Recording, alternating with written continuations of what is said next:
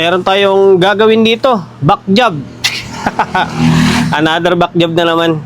Okay, pakuan muna natin to. Nahirap ako dito sa KKA na C30 na to. Okay, ito muna.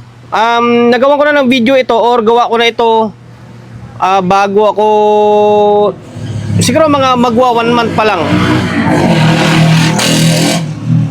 Okay, magwa 1 month pa lang na nagawa natin to. Hindi ko na matandaan kung anong ginawa natin dito nung una eh. Alam ko wala yata audio yung isa dito.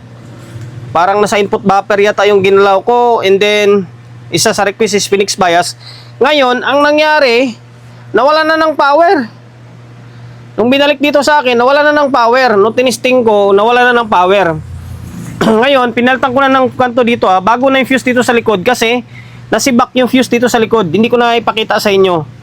Okay, ang dahilan kung bakit bumigay yung fuse dito sa likod, merong sira na board, okay, or power transistor.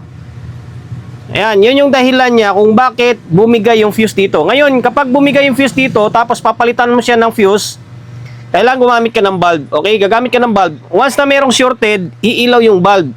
And then, ganito ang mangyari. Di ba, napalitan ko na. Ito, pasensya na, kasi nung chinik up ko na ito, pinalitan ko na ng fuse eh. Kung dinala rito sa akin, chinik up ko, ano ba nangyari? Ba't nawala ng power? Bumigay yung fuse eh. Ayan, ngayon pinalitan ko, tapos siyempre gagamit ako ng bulb. Yun, doon ko sinabi sa kanya na, ako may shorted na. Na kung tutusin, hindi na sana natin sakop yun. Wala eh, ganun talaga. Ganun talaga buhay ng technician. Ito, gagawan ko lang ng content ulit para kahit paano may pang-upload tayo. And then, may idea kayo kung bakit, ano nangyari, bakit nagka-shorted. And then, ano yung problema niya, anong pinaka-problema niya. Okay, nagpalit na ako ng fuse dyan. Ngayon, pansinin nyo, ito mangyari oh. Di ba? May shorted siya oh. Short yan, shorted. Pag trigger ng soft start oh. Ngayon, umilaw yung bulb. May shorted. Ang tanong kung saan siya banda. Kung saan banda yung may shorted. Nasa transformer ba? Nasa diode or nasa board. Same lang yung procedure nito sa mga ginawa natin ng mga ACE. Pero dito, i-rectifyin ko na kayo kasi na-troubleshoot ko na or kung ko na ba, na hanap ko na kung saan banda yung side na may problema. Ang gagawin nyo lang dyan, siyempre, pasintabi na natin itong transformer muna. Dito na lang tayo sa board. Alin dito sa dalawa. Okay? Ang pinaka-problema niya, itong channel 2. Sa channel 2 ang may problema. Sa channel 1, good. Ngayon, ito, bubunutin ko tong channel 1 ha. Bubunutin ko to. Halimbawa lang, mag-step by step kayo. Bubunutin ko to. Ngayon, on natin. Pansinin nyo, may shorted pa rin, di ba? Okay, may shorted pa rin. Sa channel 2 ang naiwan. Ngayon, ibabalik ko tong channel 1. Babalik ko tong channel 1. Okay? Tapos bunutin ko tong channel 2. Pansinin nyo kung ano mangyari. Nag-normal siya, di ba? Okay, nag-normal siya. Meaning, dito na side ang may problema. Ang tanong, nasa driver ba ang problema or dito sa may output transistor? Kasi nga, may hiwalay siya na board. Oh. Ito, drive niya ito eh. Tapos ito yung pinaka-final OPT niya. Ngayon, wag mo agad ibalik yan. Kasi may karga pa yung kapasitor. May short dito, puputok yan. Magugulat ka dyan. Kayaan lang muna natin, or yan nyo lang muna, magdi-discharge naman yung kapasitor niyan, saka mo ibalik. Okay? Ngayon, troubleshoot na natin ulit, or i-repair na natin ulit. Ito guys, sa ibang technician, kung ano lang ginawa nila, pag nagka-problema, hindi na nila sakop yun. Kumbaga, magpapanibagong bayad ka na. Yun naman talaga dapat, ganun naman talaga dapat. Kaso lang, wala mahirap din kasi minsan makipagsagutan ka sa mga sa mga owner. Hindi ko alam kung anong ginawa nila rito, bakit nagka-short ito. Baka medyo hindi pa naman alam ni bossing, baka mamaya overload o ano. Basta ang gawin na lang natin, importante ma-repair na muna natin to. Ngayon, kalasing ko itong channel 2. Yung channel 1, hayaan na natin to, good naman to dito eh. Focus na tayo sa may channel 2. Troubleshoot na tayo nito. Ngayon, ang unang i-check nyo dito ay yung diode. Itong diode na to.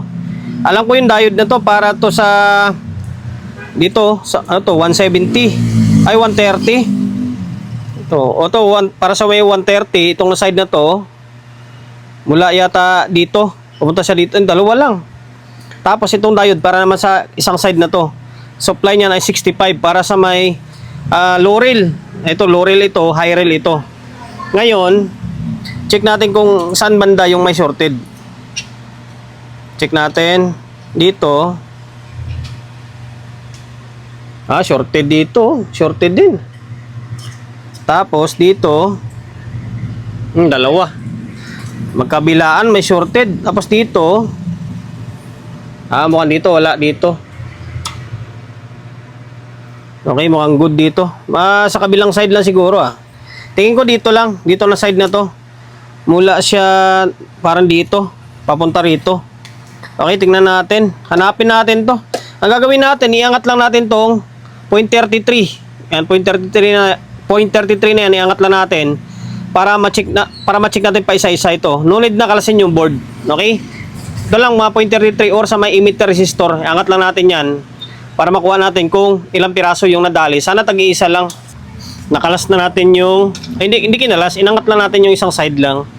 Yan, tandaan nyo yan. Ganun ang diskarte ko. Na yun naman talaga ang napaka mabilis na paraan ba kung paano mag-trace ng output transistor na may shorted. Okay, ito yung may shorted itong side na to, tag-iisa sila, tag-isang pares. Ito. Ipakita ko sa inyo na maayos. Ayan, mas malapit na. Ito short to Ayan, shorted siya Tapos dito, ito good na to, hindi papalo yan. Hindi yan pumalo kasi naka-reverse ba? Hindi siya naka-forward. Okay? I-forward mo yan. Ganito magiging kalabasan nyo kapag i-forward mo siya. Papalo yan pero hindi siya short. Yan. Meaning good yan. Okay, good. Good. Tapos ito, siyempre check mo to. Huwag kalimutan itong emitter na to. Kailangan i-check to. Kailangan shorted din dating nito. Kapag na-open, palitan nyo na lang to. Tapos itong isa, sa may kabilang side, ay isa din. Isang piraso rin yung nadali dito. Tingin ko talaga nagkamali si bossing dito May human error ba? Dito naman sa dulo. Dito naman sa dulo yung kuha niya. Yung nasira dito. Ano yun? Ayan, to shorted to. Yan, ito siya. Yung lahat naman na to is good na to. Basta tag-isang pares siya. Ito, and then dito. Ngayon, bunutin natin yung shorted. Pwede nang agad palitan yan Although, pwede rin naman mamaya bago i-testing. Pero ako, papalitan ko na lang agad. Huwag nyo kalimutan i-check yung bloke Baka mamaya na-open. Kapag na-open yan, hindi nagagana yan. Okay? Kumbaga, kinabit mo lang siya pero hindi siya working. Kasi wala siyang emitter. Ngayon, itanggalin ko yung output na sira tapos ibalik natin itong mga bloke or i-check natin yung itong side na to.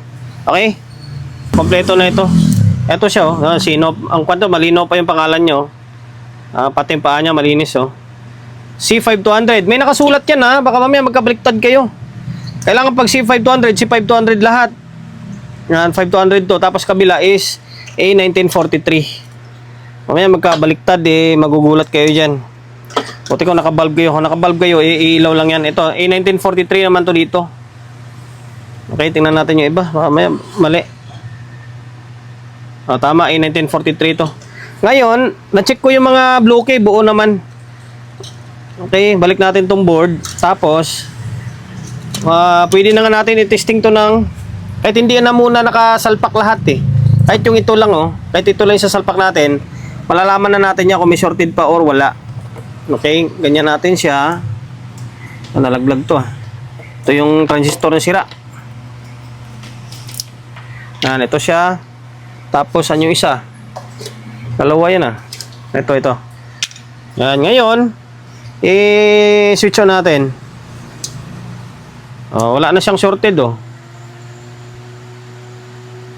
Diba? Okay na Tingin ko baka nagkadikit ang speaker o ano man. Kaya nadali ito. Okay na. Output transistor lang yung nadali dyan. Ngayon, balik natin to. Final ko na. Balik natin yung mga abubot niya. Tsaka audio testing tayo or sukatan natin kung may bias siya. Nagkabit na tayo ng speaker. Bali, yung mid ko, walang high yan. Kasi niram ng kumpare ko, gagamitin dun sa battle sa may Bulacan. Isang base, isang mid high. Okay? Ngayon, ito height, mid ito. Okay, ito yung base.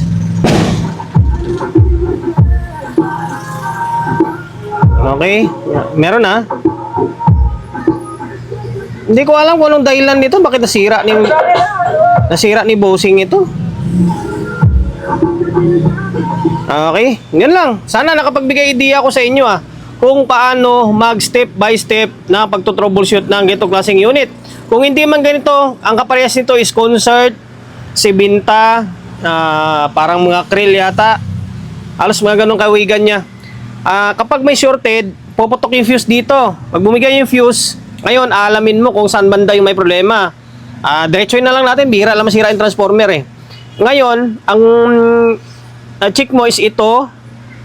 Tapos ito, bubunutin mo lang. Ito, hiwalay lang yung supply nito. Pag binunot mo siya dyan na maging normal, ibig sabihin, dito yung problema. Pero pag binunot mo na may shorted pa rin, maaring dito yung problema. Ngayon, ibalik mo ito naman bubunutin mo. Okay, tapos mag-iingat sa pagkabit ng mga supply. Diba, pag na-repair mo na yan, mag-iingat kasi kanina, nasiraan pa ako ng dalawang transistor na 551. Umusok to. Kasi nagkapalit yung itong supply na to, dito ko siya nailagay. Ngayon, napunta dito sa relay, umusok kasi may high voltage na supply yan dyan. Yan, kaya mag-ingat.